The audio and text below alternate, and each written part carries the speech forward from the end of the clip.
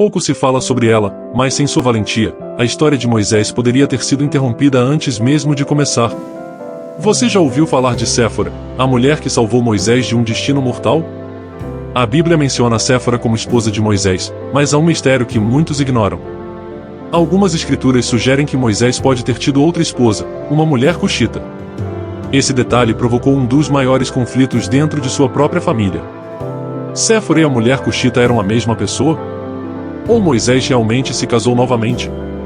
Além disso, Séfora teve um papel crucial em um dos episódios mais enigmáticos das Escrituras, quando, com um ato inesperado, impediu que Moisés fosse morto pelo próprio Deus. Mas por que ela desaparece da história depois de um tempo? E qual é o significado de sua trajetória para nossa fé hoje? Fique comigo até o final, porque este vídeo revelará fatos surpreendentes sobre essa mulher quase esquecida na Bíblia. Para compreender a importância de Séfora, primeiro precisamos conhecer o povo ao qual ela pertencia, os Midianitas. Os Midianitas eram descendentes de Midian, um dos filhos de Abraão com Quetura, sua esposa após a morte de Sara. Isso significa que, apesar de serem um povo estrangeiro, tinham um vínculo com a linhagem de fé de Abraão. No entanto, com o tempo, os Midianitas se afastaram do Deus verdadeiro e adotaram práticas pagãs, misturando sua adoração com cultos idólatras. Curiosamente, a relação entre Israel e Midian sempre foi ambígua.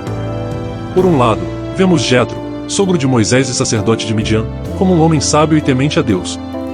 Por outro lado, mais adiante na história, os Midianitas se tornam inimigos de Israel, chegando a conspirar com os Moabitas para corromper o povo de Deus, Números 25:1-3. Mas e Jetro? Quem era esse homem que se tornaria uma figura tão importante na vida de Moisés? Jetro, ou Reuel, como também é chamado em Êxodo 2:18, era um sacerdote de Midian, o que indica que ele tinha um papel espiritual relevante entre seu povo. Mas a quem ele adorava? Diferente de outros midianitas, Jetro reconhecia o Deus de Israel. Mais tarde, ele declara: "Agora sei que o Senhor é maior que todos os deuses", Êxodo 18:11. Isso sugere que, mesmo vivendo em um ambiente de idolatria, ele cria no Deus verdadeiro. Sua sabedoria e caráter de conselheiro seriam fundamentais na vida de Moisés. Foi na casa desse homem que Moisés encontrou refúgio após fugir do Egito. A Bíblia nos conta que, depois de matar um egípcio e fugir para Midian, Moisés parou perto de um poço para descansar. Ali, presenciou uma injustiça, e um grupo de 7 mulheres tentava tirar água para o rebanho de seu pai, Jetro, quando pastores locais começaram a importuná-las, Êxodo 2:16-17. O texto não entra em detalhes sobre o que os pastores estavam fazendo, mas é possível que estivessem tentando roubar a água ou impedir que as mulheres usassem o poço. Naquela época, as mulheres tinham menos direitos e frequentemente sofriam abusos. Mesmo sendo um estrangeiro, Moisés não ficou calado. Ele se levantou contra os pastores e defendeu as mulheres, garantindo que pudessem tirar água para o rebanho. Esse ato de valentia chamou a atenção de Jetro, que, ao ouvir o relato de suas filhas, convidou Moisés para ficar em sua casa. Foi assim que Moisés conheceu Séfora. Esse episódio mostra que Moisés já carregava dentro de si o coração de um libertador. Ele não suportava ver a injustiça, fosse contra um hebreu sendo espancado no Egito ou contra mulheres sendo oprimidas em Midian. Séfora, que presenciou essa atitude, provavelmente ficou impressionada com a coragem de Moisés. Depois de ser acolhido na casa de Jetro, Moisés iniciou uma nova fase em sua vida. Passou de príncipe do Egito a um simples pastor no deserto, cuidando dos rebanhos de seu sogro.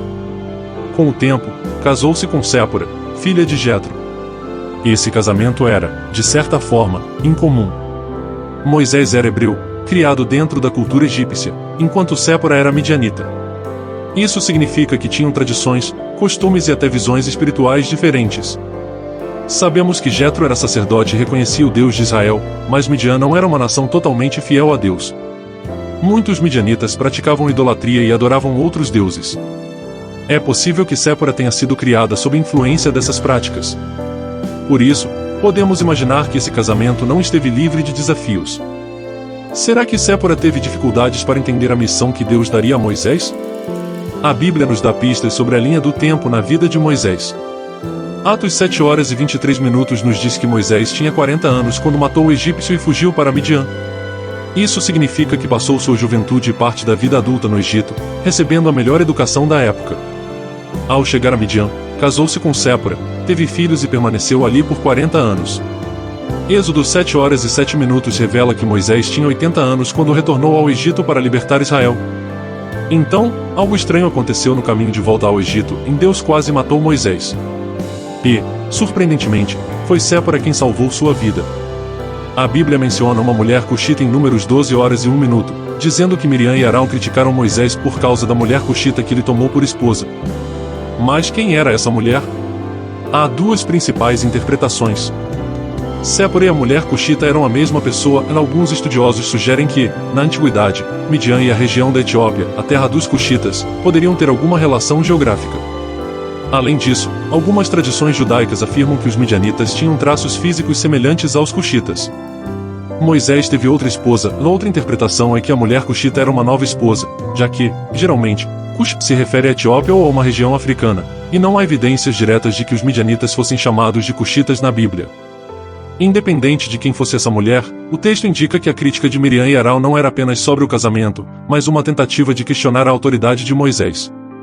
Embora Séfora seja um personagem secundário na Bíblia, sua história tem um impacto profundo na vida de Moisés e na história de Israel.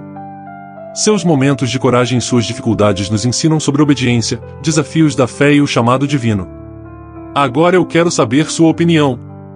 Você acha que Séfora foi uma mulher subestimada na Bíblia, ou sua história ocorreu exatamente como Deus planejou? Deixe seu comentário. Se este vídeo foi relevante para você, curta, compartilhe com amigos e familiares e inscreva-se no canal para mais conteúdos como este. Nos vemos no próximo vídeo. Deus te abençoe.